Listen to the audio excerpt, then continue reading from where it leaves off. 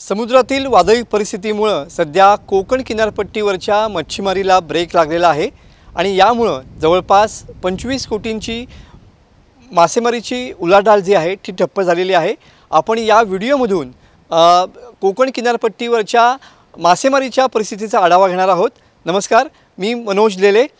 सध्या अरबी समुद्रामध्ये वादळी परिस्थिती आहे आणि त्यामुळे सध्या कोकण किनारपट्टीवरच्या मच्छीमारीला या ठिकाणी ब्रेक लागलेला पाहायला मिळतोय।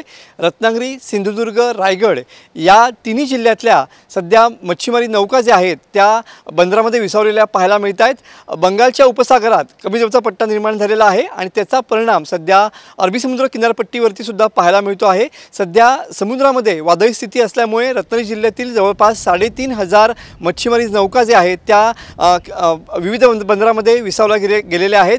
ऐन मच्छीमारी हंगामामध्ये या ठिकाणी मच्छीमारीला ब्रेक लागलेला आहे, त्यामुळे मच्छीमार जे आहेत ते आर्थिक संकटात सापडलेले पाहायला मिळत आहेत। एकंदरीतच पुढचे 2 ते 3 दिवस समुद्रामध्ये अशीच परिस्थिती असणार आहे, त्यामुळे मच्छीमारी नौका अजून 2 ते 3 दिवस मच्छीमारीसाठी समुद्रात जाणार नाही आहेत, त्यामुळे मच्छीमारांना आर्थिक या ठिकाणी संकटाचा सामना करावा लागणार आहे। सध्या तरी व्हिडिओमध्ये एवढंच। तुम्ही पाहत रहा TV9 मराठी।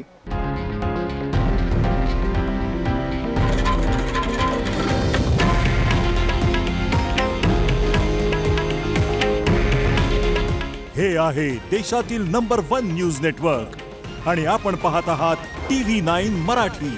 काळजी तुमची, हित महाराष्ट्राचं।